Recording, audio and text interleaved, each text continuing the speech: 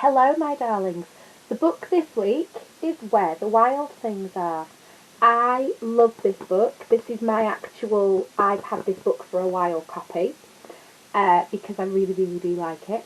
It's not everyone's cup of tea, but I personally like it. So all of this week we're going to be learning about Max and the wild things. The night Max wore his wolf costume, he made mischief of one kind and another. His mother called him Wild Thing, and Max said, "I'll eat you up."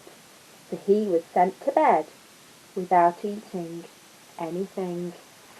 Don't be rude to mummies and daddies.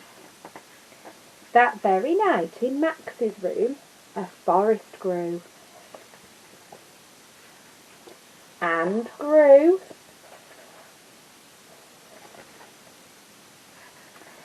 And grew until his ceiling hung with vines and the walls became the world all around. And an ocean tumbled by with a private boat for Max, and he sailed off through night and day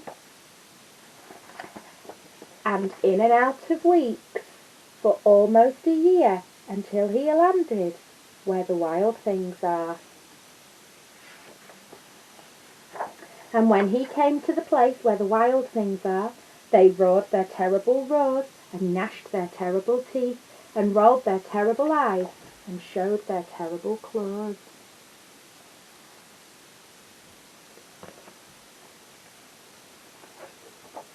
Till Max said, "Be still," and tame them with the magic trick of staring into all their yellow eyes without blinking once.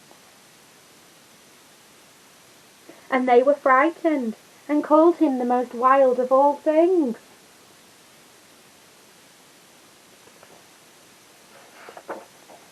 And made him king of all wild things.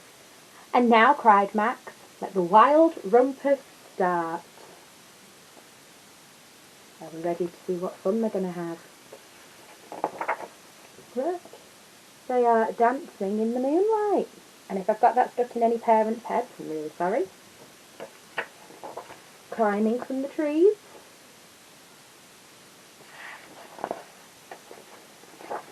Riding on their backs.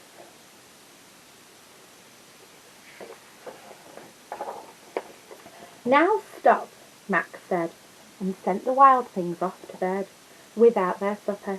And Max, the king of all wild things, was lonely and wanted to be where someone loved him best of all. Then all around, from far away across the world, he smelled good things to eat.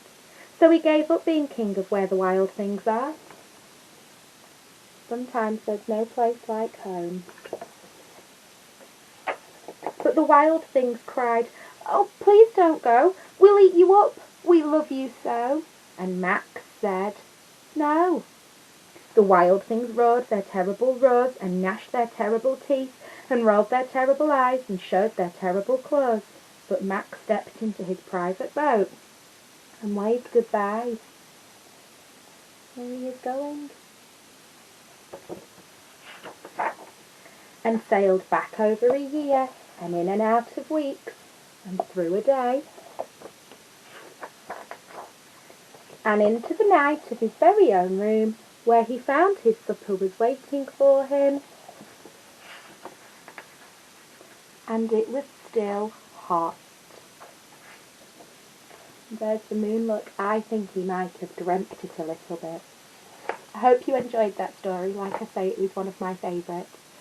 I hope you have a wonderful day, and I will be back later with another story for you.